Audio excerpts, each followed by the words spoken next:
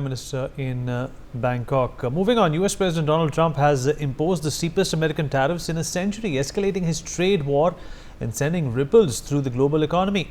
India's new tariff rate, which is 27%, is slightly higher than the 20% imposed on the European Union, 24% on Japan and 25% on South Korea.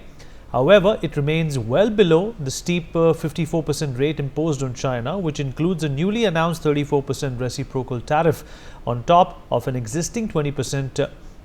Vietnam, another key manufacturing hub, has been hit with a 46% tariff, while Thailand and Indonesia face 36% and 32% respectively. Announcing the tariffs, Trump described PM Modi as a great friend but defended the measure as a necessary response to India's trade policy. In a significant relief for India's pharmaceutical industry, US President Donald Trump has exempted pharmaceuticals, one of India's key exports to the US, from the new reciprocal tariff rule. The Trump administration slapped a new 10% baseline tariff on imports from every country, even those that impose lower tariffs on US products. Meanwhile, Commerce Ministry has responded, stating that discussions ongoing between India and US for mutually beneficial trade agreement.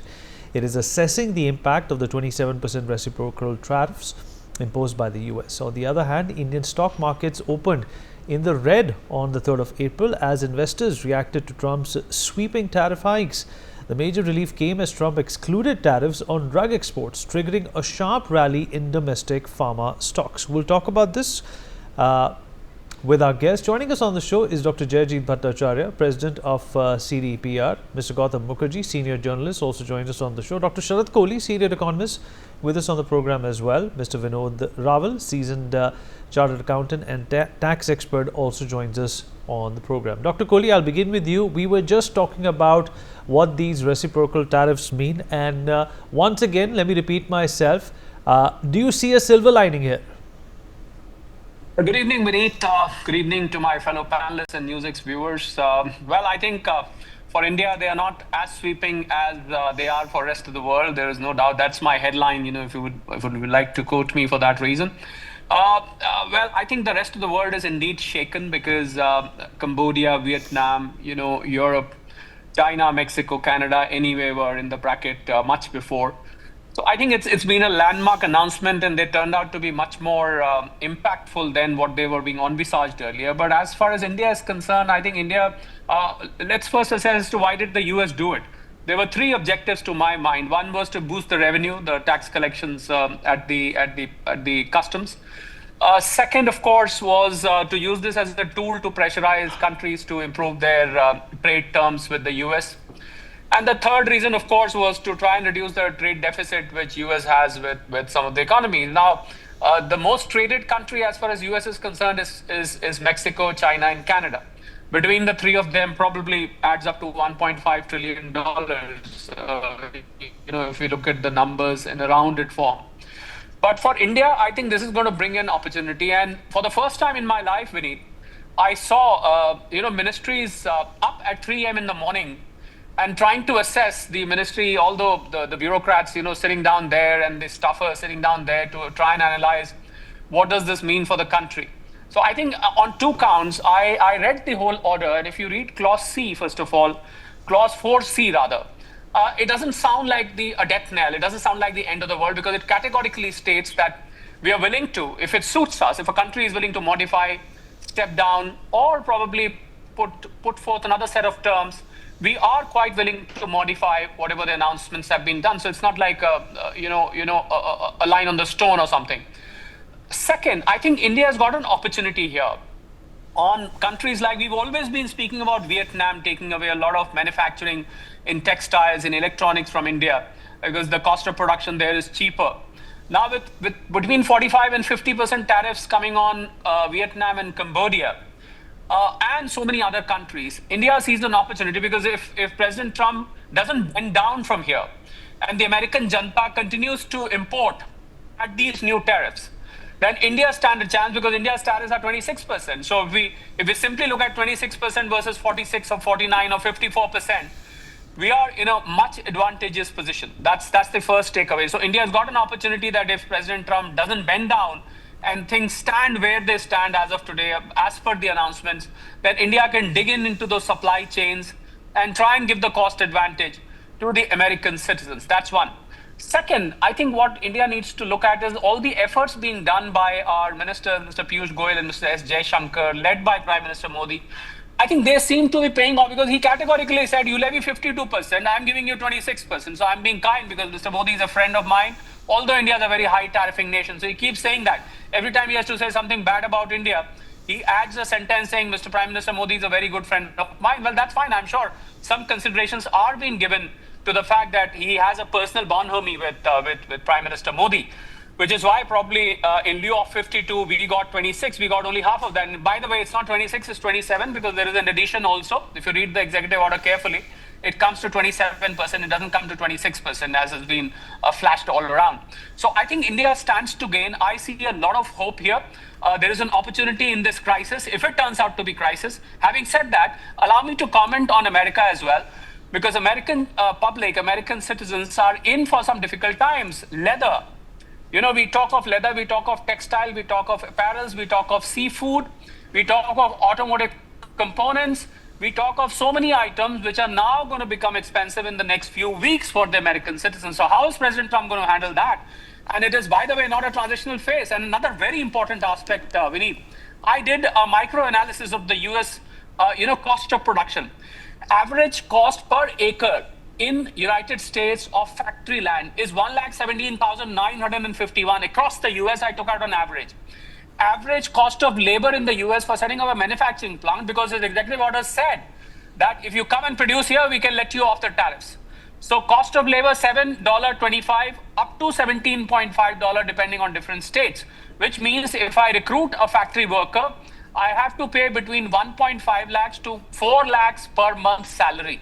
Can a factory afford that? Can you afford a land which is 1 crore rupees an acre for setting up a factory? Well, the answer is no. That is, the investors are going to find very difficult. And on top of that, the icing on the cake is that China announced immediately no investments to be made in the US now without permission P. So I think there is a retaliatory move being done. There is a reciprocal tariff from the other countries being put up. So I think, and the inflation to be handled at domestic level. How is President Trump going to handle? So I have a very strong feeling, Vineet, that he's going to bend down in the next few weeks. We will see so much of a typical President Trump, taking back on some of the other pretexts. That I'm going to take back, I'm going to go soft on this, and so and so. Because America will simply not be able to handle it itself. Forget about the rest of the world. This is going to be a clear case of backlash on America, Vineet. All right, fair enough. Mr. Bhattacharya, your assessment of this 27% amount, and this is obviously not a defining moment for the Americans as well as India in terms of their relationship, but it definitely will put a lot of things and priorities into perspective as to how these two countries will deal with each other. I think let me start with the first question you asked about the 27% tariff. It's a bit of a hogwash when US is saying that the Indian tariff was 56% or thereabout, because we did the calculation, and what these numbers really imply is the ratio of our trade deficit divided by our total exports to US. And we found out that that's matching for every single country. It's not really the tariff that is being put in. It's a misnomer that US is using.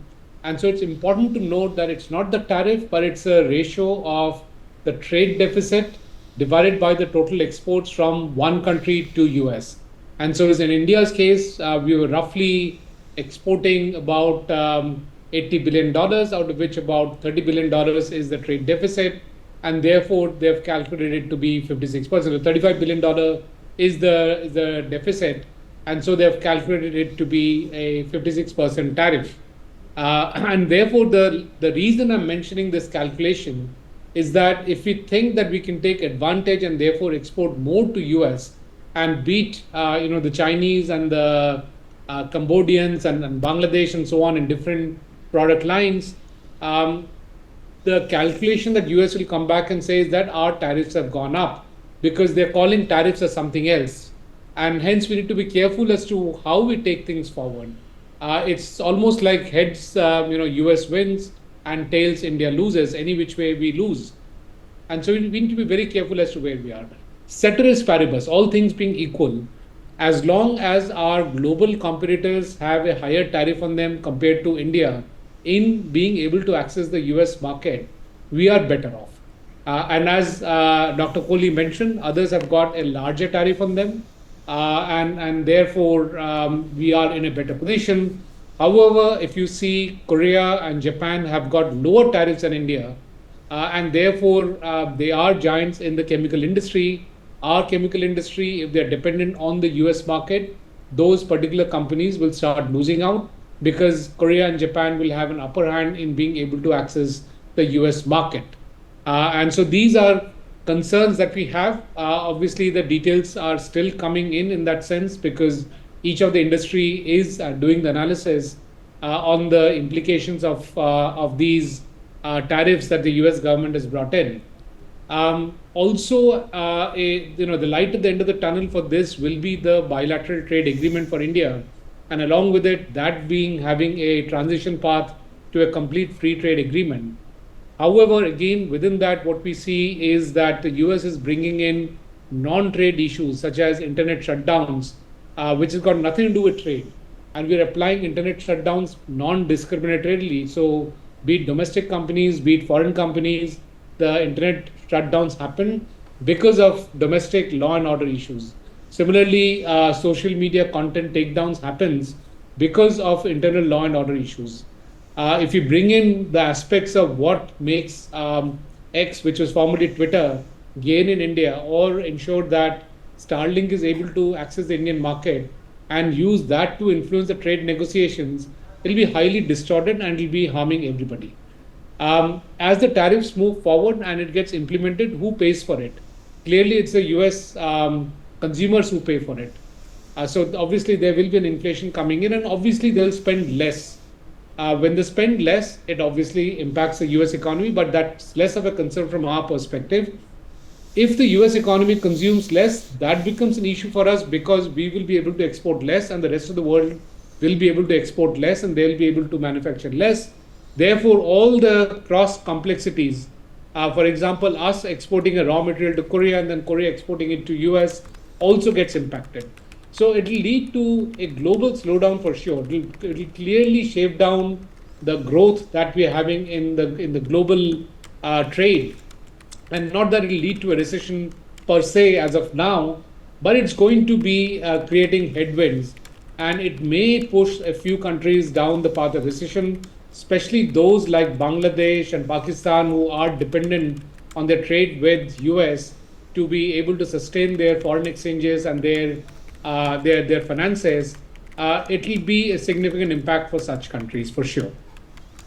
All right, Gautam. The comparison of tariffs is obviously something that India would not like to get into, but the fact of the matter is that these are defining moments, and that the trade relationship that India shares with the Americans, is that likely to be modified now, or do you think that all of this will settle into place as time progresses? I think India's been on the flight path of reducing tariffs ever since the discussion on this began. The Commerce Minister, the External Affairs Minister, and the Prime Minister are working on it.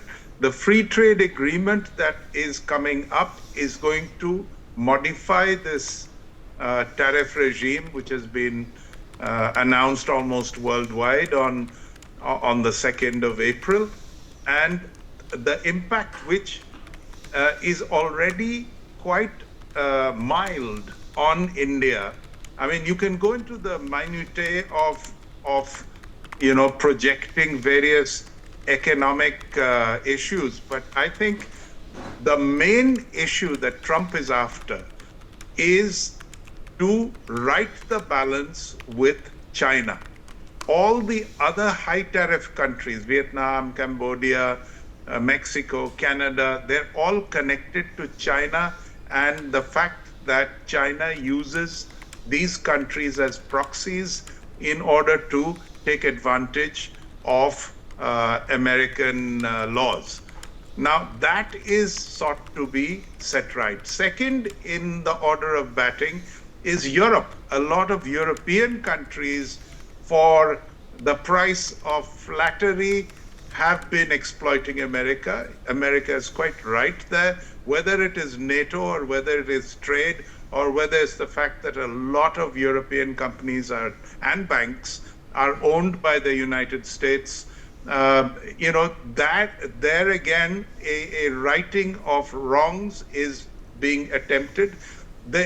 These two things, China and Europe, are massive insofar as the entire regime of international trade with the WTO practically finished, like the UN, is being attempted on an individual basis by the United States. There will be some turbulence, but I think most of these things will force others to modify their tariff regimes and things will get better. It will not, Trump himself talked of flexibility. And I think that will be the next order of batting. Today's the announcement. Tomorrow they'll know where the shoe pinches and each is going to come to it and parlay to bring about something that they can both live with. In terms of reciprocity, belligerence, whether it is Canada or China, I don't think that's going to work because all of these countries are extremely dependent on their exports. In India's case, we are basically domestically focused. Our exports are minimal, especially product and engineering exports and the like. It is mainly services that we export, and those will continue in one form or the other because they are required, just as our pharmaceuticals are required and have been largely exempted.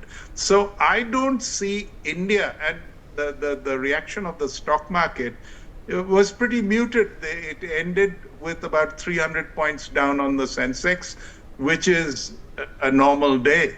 So I think the Indian market is reacting with maturity, and we have very little to fear from the Trump tariffs. As for what the Americans will experience, I think in the end, they will have to reorient their consumption to a certain extent, but I don't think they'll be subject to much suffering either.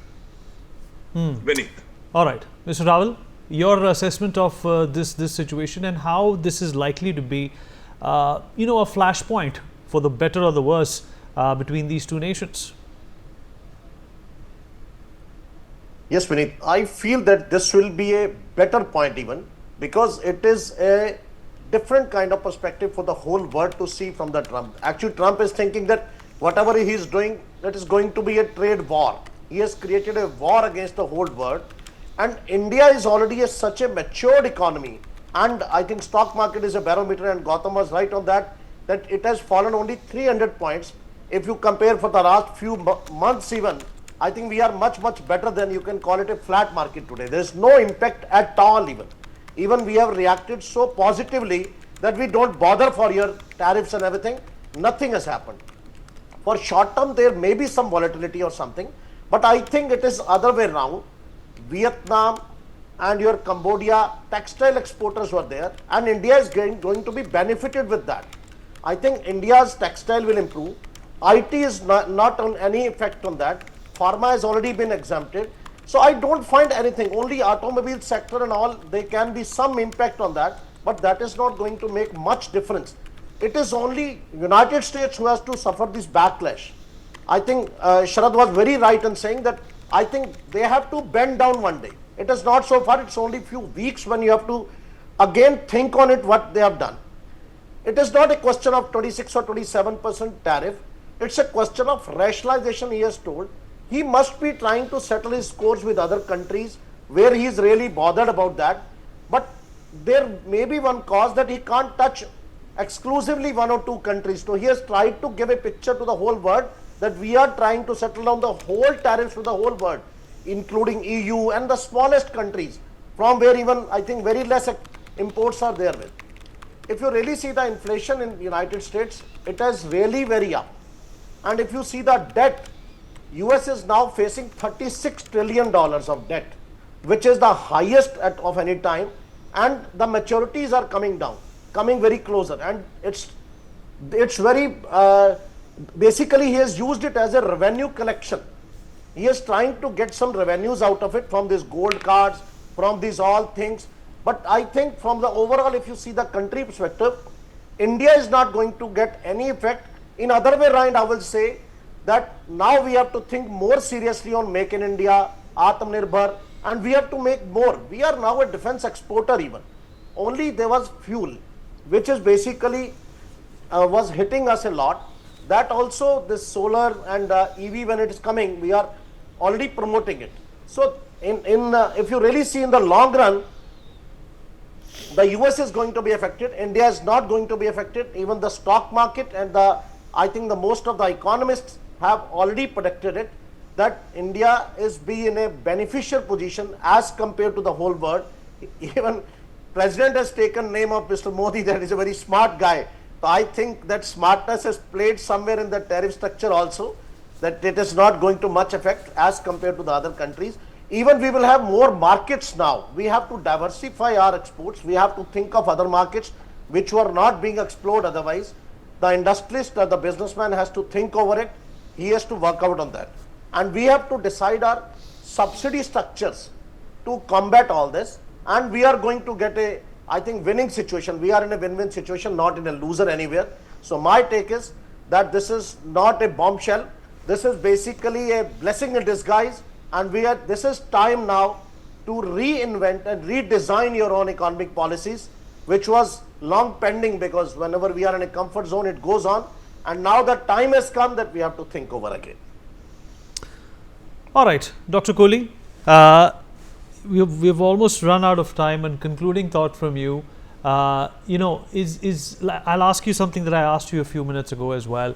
What kind of opportunities can be created out of the way Trump has handled these tariffs? There's a huge buzz in America that business is going to boom. There are going to be opportunities for incremental employment as well as incremental business growth. Is that something that India can also look at with these tariffs? Well, I think some of the Indian industrialists may like to look for an opportunity to go and manufacture in the US, but I already gave you the numbers of the cost of land and the cost of labor in US. It's not going to be that easy. If that was the case, then US would have been a manufacturing hub by now, which is not the case.